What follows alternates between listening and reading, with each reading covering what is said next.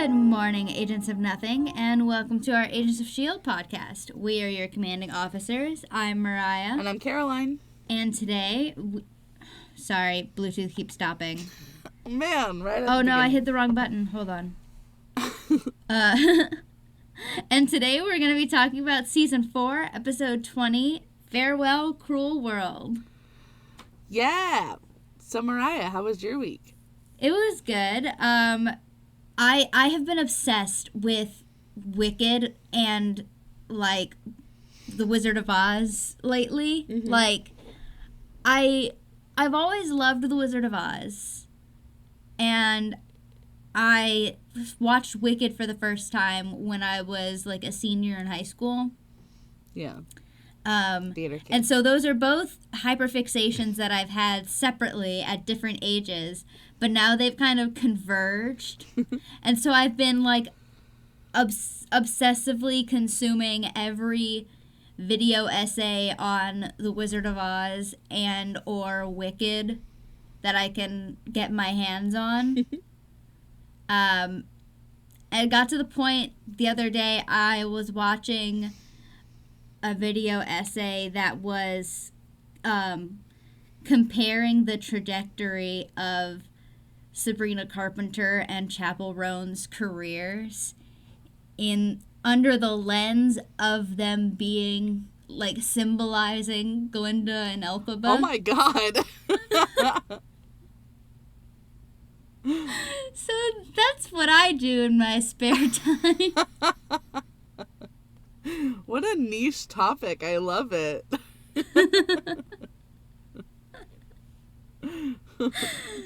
Oh, how was your week? Mine was good. I think I talked about last time maybe that we were applying for a new rental house and we got it. We signed the lease. Yay! So That's so exciting. Yeah. I can't wait to visit. We got a big old yard and 3 bedrooms, so it'll be really cool. We're going to be moving towards the end of the month, so now I have to start packing, and that's the worst part. Okay, second worst part, because the worst part is unpacking, actually. Yeah. Let me know if we need to adjust the recording schedule. Yeah, no, I think we'll be fine. Anyways. Anyway. Shall we get into it? Yeah. All right. This episode was written by Brent Fletcher and directed by Vincent Misiano. Brent. Now I know who to fucking beat up.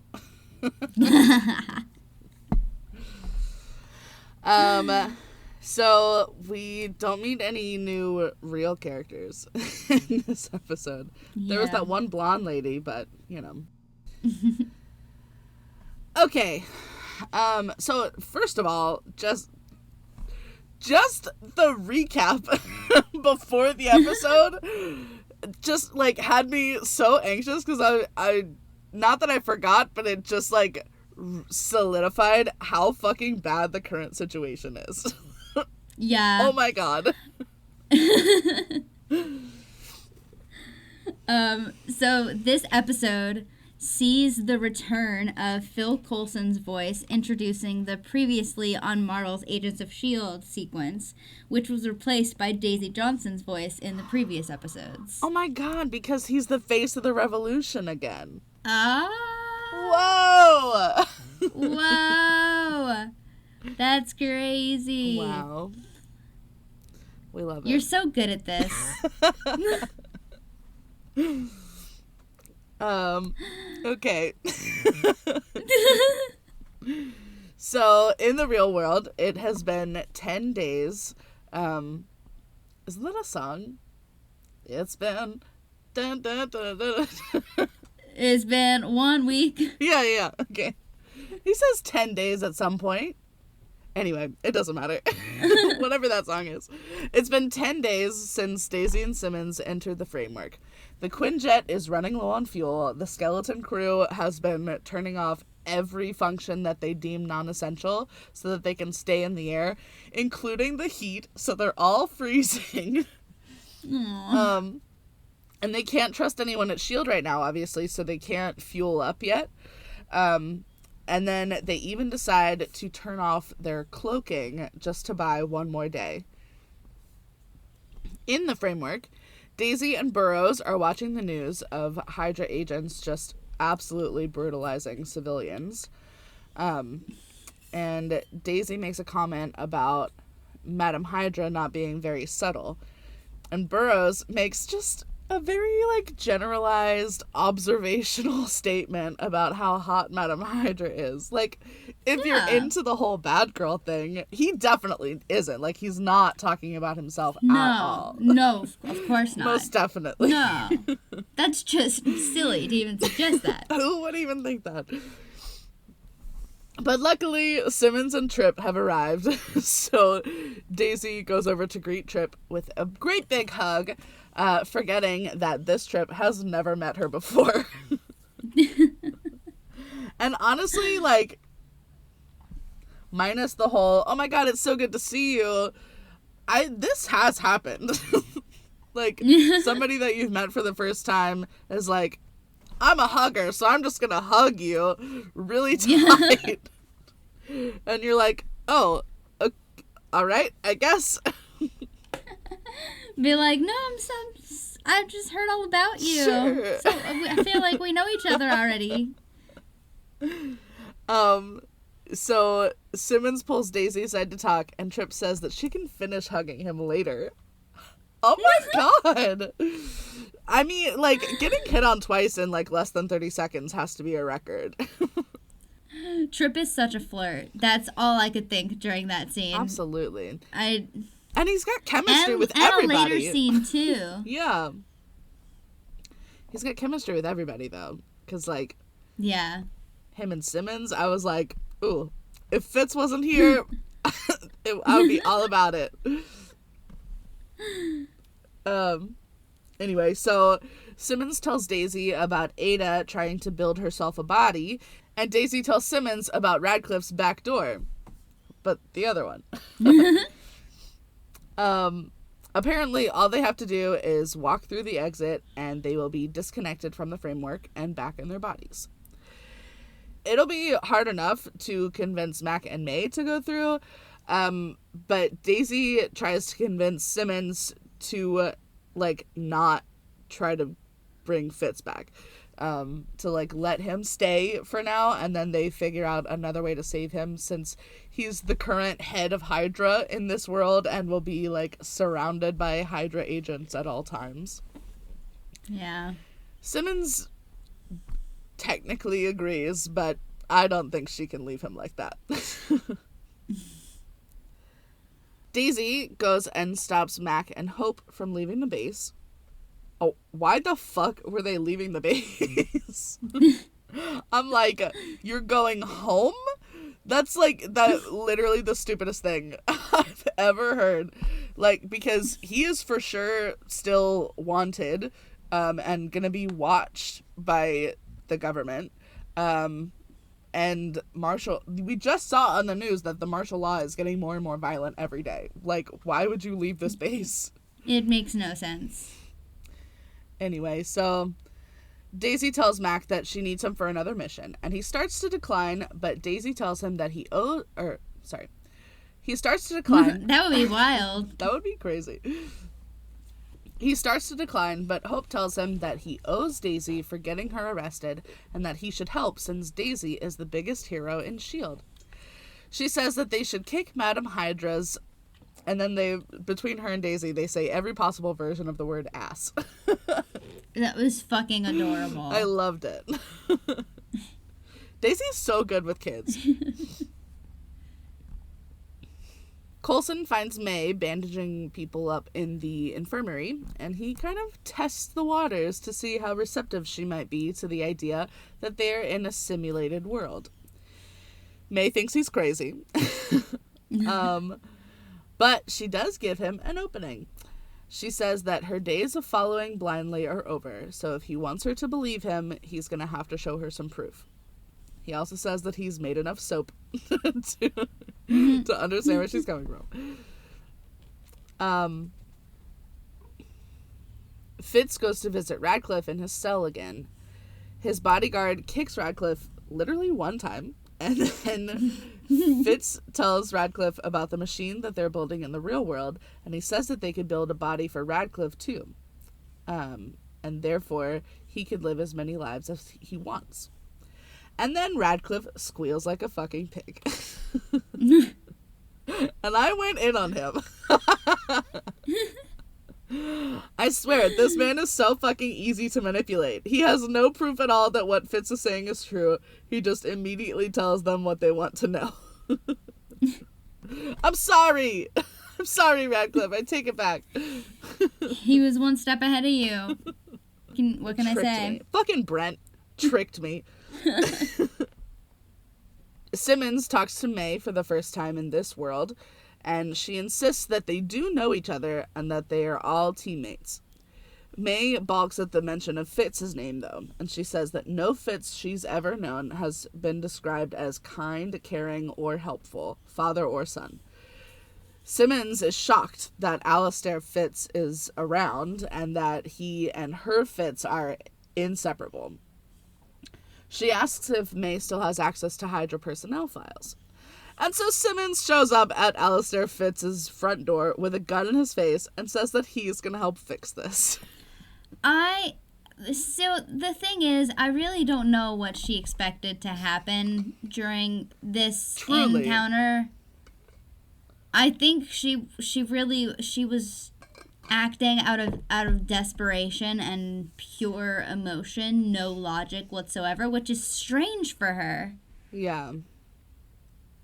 Love makes you crazy. Yeah. Don't blame me. If it doesn't, you ain't doing it right. Don't blame me for what you made me do. Back at the base, Daisy shows Trip on a map where Radcliffe's coordinates point to, and Trip says that he can fly them there. Then he asks if she believes in the other world that Simmons was telling him about. And Daisy is surprised that Simmons told him, as though Simmons hasn't been telling everybody in earshot about it. Really? She said it to everyone. Trip tries to ask if he dated any of them, and Daisy says no. And he says, damn, and you want to go back there? Beautiful. Okay.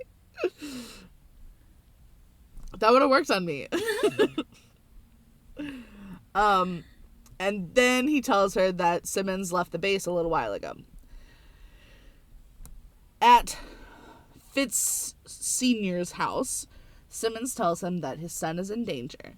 She lets him kind of guess the details, like that the machine he's been working on is going to kill him and everyone he cares about.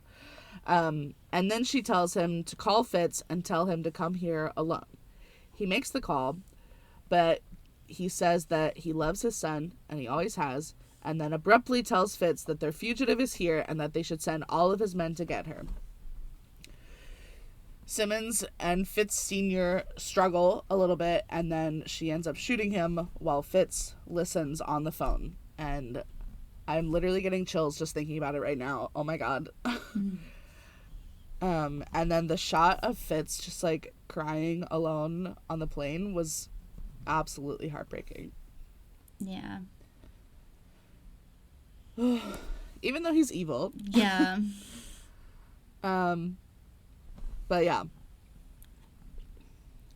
So Daisy catches up to May and Coulson, who is coming to terms with the fact that he is now the face of the revolution, as we said. Yeah. He says he's used to working in the shadows. And Daisy asks where Simmons is, and May says that she went to see Alistair Fitz. Daisy is furious and asks why she wasn't informed, and May says, I don't answer to you in this world or any alternate ones. And so Daisy looks at Coulson like, you told her? And he says, it came up. And she says, how does the existence of an alternate reality just casually come up in conversation? That's such a funny line. I loved it so much. Honestly, like, I just love that Daisy's the only one keeping this a secret. Oh, poor Daisy. Oh.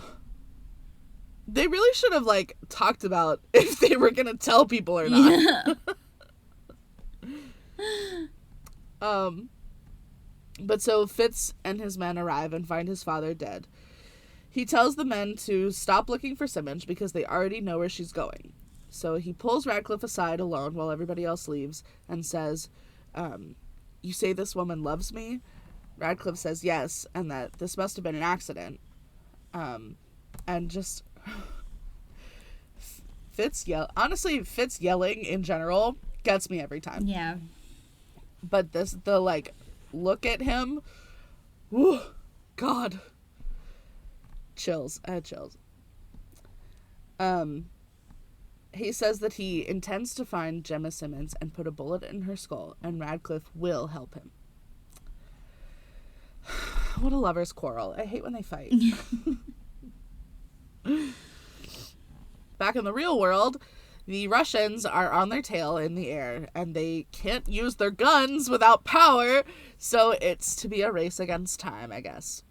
And poor Yo-Yo is feeling so guilty for not being in the framework with Mac, but the lesbian agent whose name I forgot, they said it later, Piper, assures her that she's not doing nothing. She is helping. Yeah. She's not being useless. So. The names. I don't know what it is about names in TV shows. I'm not this bad with names in real life. I'm really not. The funny thing is, I feel like I am. I am that bad in but real life. But you remember them here. Yeah, when it's not important. I feel like maybe if I were like binge watching the show, I would probably remember better. Yeah, maybe. But because it's like every other week or like every week, there was so much time in between when I heard their names. Anyway, so back in the framework, Daisy has the whole team in the Quinjet ready, and they're just waiting for Simmons. She finally walks up to the ramp, dazed, and tells Daisy that she killed Fitz's father. Daisy says it's okay, it's fine, because he's just an avatar. She didn't actually kill anyone. But Simmons says now Fitz won't come with them. He won't trust them. Daisy says they'll just have to deal with that later. Right now, they have to get out before Ada makes them all disappear. Speaking of Ada, she is still in bed with her medical team around her when another agent comes in, and she tells Ada about Fitz's father and that Fitz and his team are looking for his killer. Ada tells her to demand that the whole team turn around and return to the Triskelion immediately. Uh-oh, she thinks Fitz is going to go through the exit! Fitz receives the message to abort mission and promptly ignores it. He tells his men... she is being kind of a bad girlfriend here. Yeah. What the fuck? His dad was just killed, and you were told, oh, he's going after the killers. And she's like, no, I want him here. Right. Now, granted, she is bedridden in this story that she's telling. So, it's not like she can go join him. Yeah. But she could have been get him on the phone or something so I can talk to him. Anyway, but luckily he ignores it.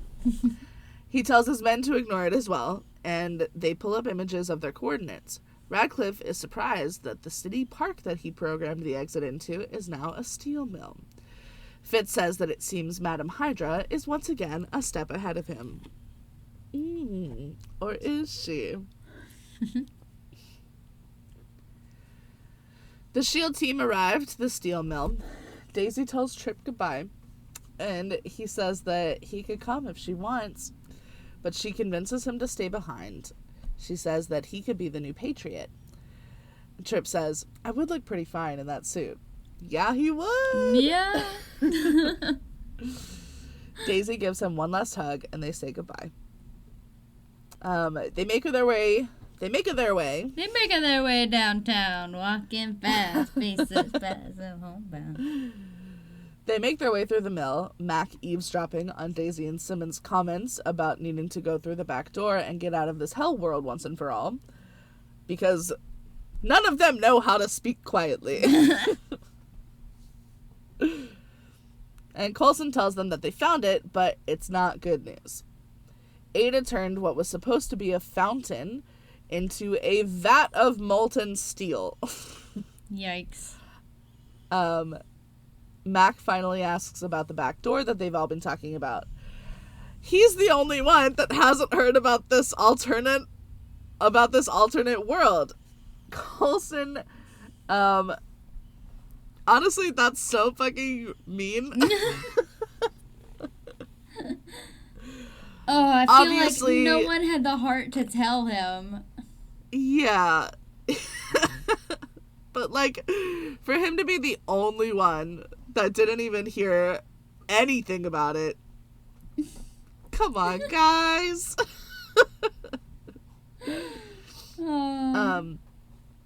Coulson asks if Radcliffe gave them bad intel, but ultimately they figure that Ada changed things so that no one could get out. Back at the Triskelion, the agent goes back to Ada and tells her about Fitz ignoring her order to abort the mission. And Ada says Simmons must have found an exit, which is so interesting because that means that Ada didn't consciously make the steel mill. It was just like a consequence of this world. Because otherwise she wouldn't have been worried about it, right? Everybody was saying like, oh, Madam Hydra must have been a step ahead and like turned this park into a steel mill so that nobody could get out. But why would she be worried about it if she's like, Simmons must have found an exit, as though she didn't know that there was an exit? Yeah, I don't know. Plot hole? That makes me think that she didn't consciously make the steel mill. It just, within this world that she created, the consequences of the changes that she made, the park got turned into a steel mill. Then they used the old fountain as a vat for molten steel.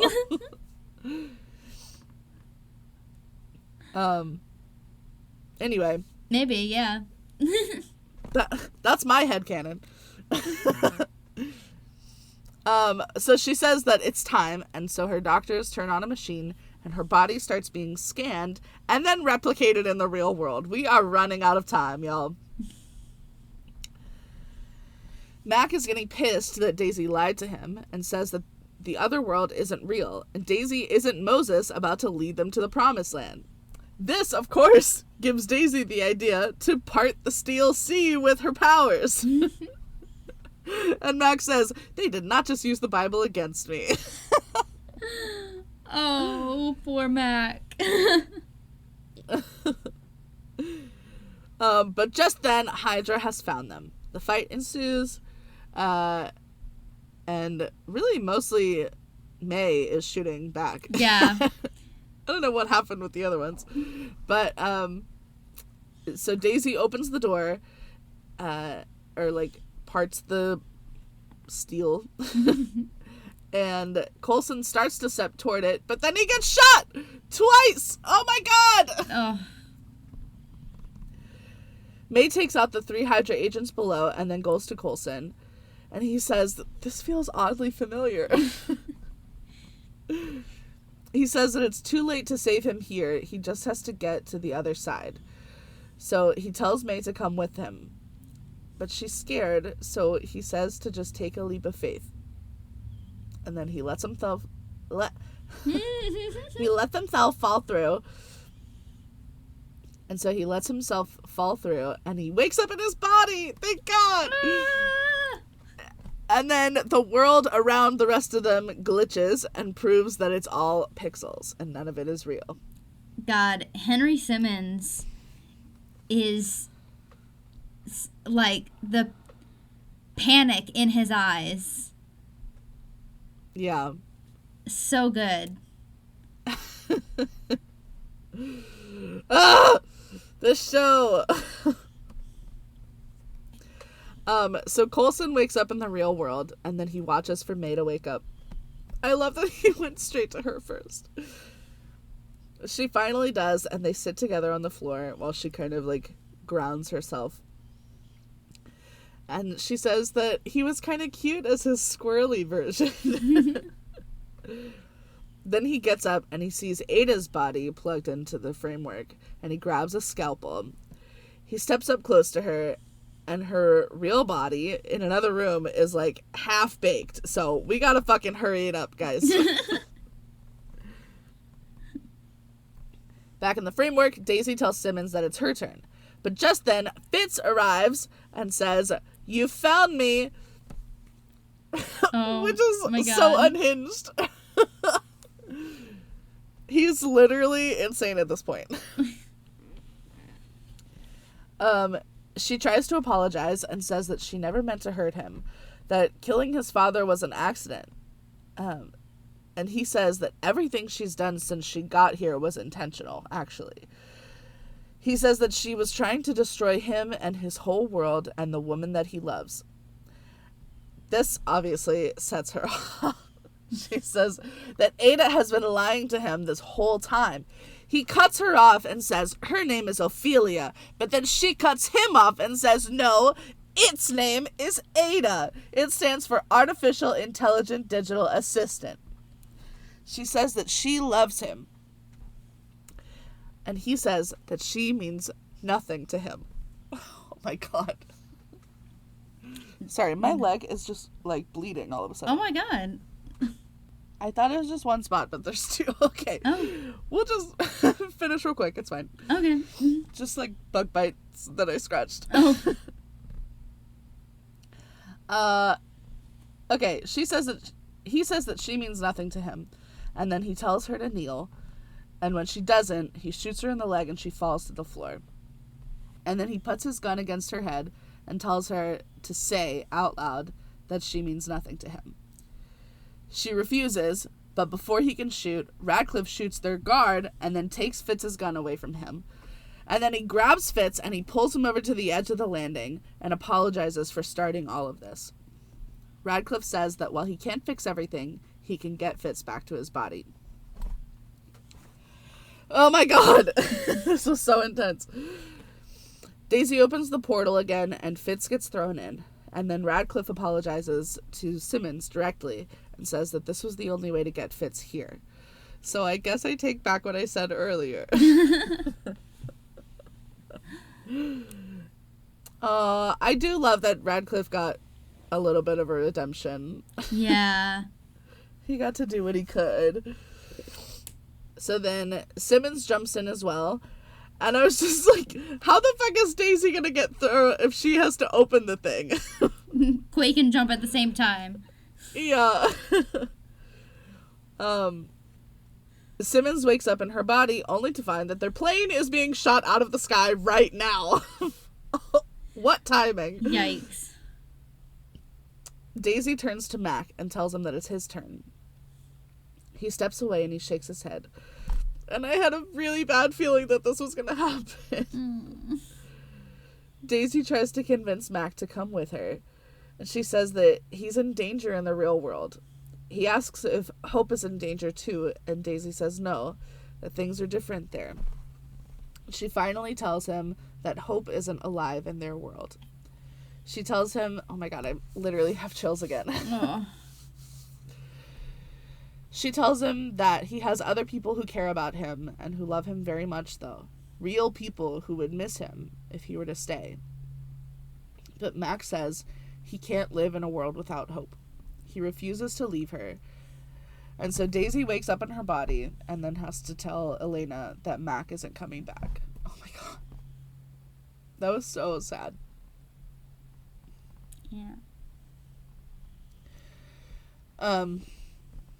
At the Russian base, Coulson is trying to calm down Fitz, who is spiraling about all the people that he killed in the framework. Coulson tries to tell him that they weren't real, but Fitz says that he killed Agnes and Director Mace, and that they were real. oh my god, the guilt that he is gonna feel is gonna be so heavy. Oh my god. Yeah. But just then, May hears something in the other room, and Ada's body is just about complete. And oh my god, this actress is so good at the, like, glassy-eyed, like, plastic blank look on her face. That was crazy. Like, you literally, like, saw her come alive. Shout out Mallory Jansen. Truly. That was incredible. I believed it for every second of it. That was crazy. So Coulson is still trying to ground Fitz, because he's still, like, confused now that his realities are merging, I guess. And Fitz says that it felt so natural to do everything that he did, and he thinks he might just be a bad person. But before Coulson can respond, Ada comes in wearing a robe. Coulson and May look at the decapitated robot next to them.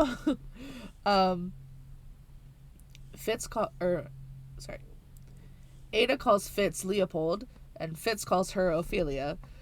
And then she tells him that he can finally feel her real body, her heartbeat, her real skin.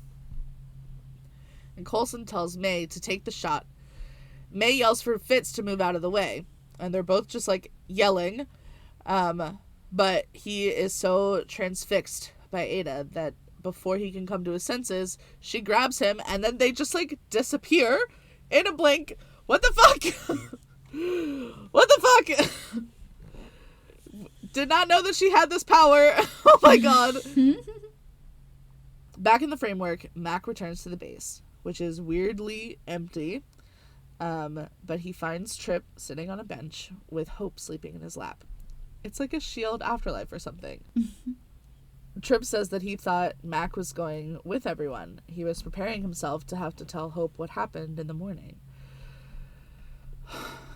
I can't even imagine. Yeah, that would have been a very difficult conversation. Yeah.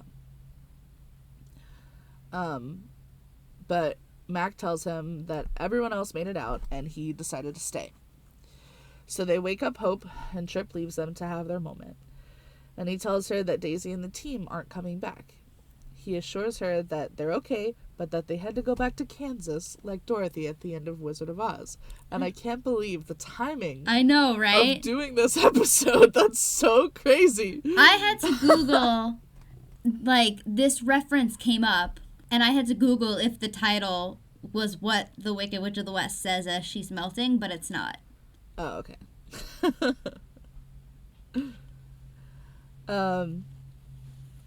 Anyway, so he tells Hope that they are staying right here, though, and that he's got everything he needs right here with her. Very sweet. So, this is the final appearance of BJ Britt as Antoine Triplet. Oh. Great job. Great job, BJ. We love you. I'll miss him.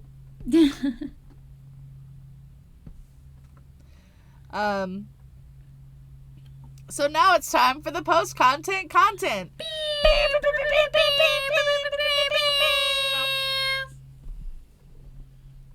Just kidding. It's just the content this time. So this episode does not feature an after-credit scene, and instead a teaser clip from the Guardians of the Galaxy Volume 2 movie was shown in the original airing. Oh, okay. Man, I can't believe we're farther along with the movies than we are with the show. I know. Interesting. I mean, I guess that makes sense because the movies came out spaced years apart. Yeah. Anyway. I'm so sad. Yeah. I'm so sad. And I guess I can't only be mad at Brent for writing this episode. I'm mad at whoever thought of this plot line.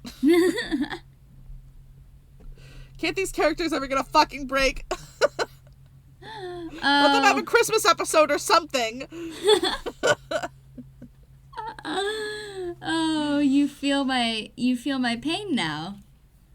I do. I really do. God. What about you? What are your thoughts? My thoughts, there really were like no fun facts for this episode. Yeah, I noticed that. And I didn't know, so I didn't take very many personal notes either. So I kind of just tried to interject, but I think I didn't very much. So I think you're fine. Anyway, well, that concludes our episode on season 4, episode 20, Farewell, Cruel World. Yep. Next time, we'll be covering season 4, episode 21, The Return. So stay tuned for that. Okay, bye. Bye. Love you.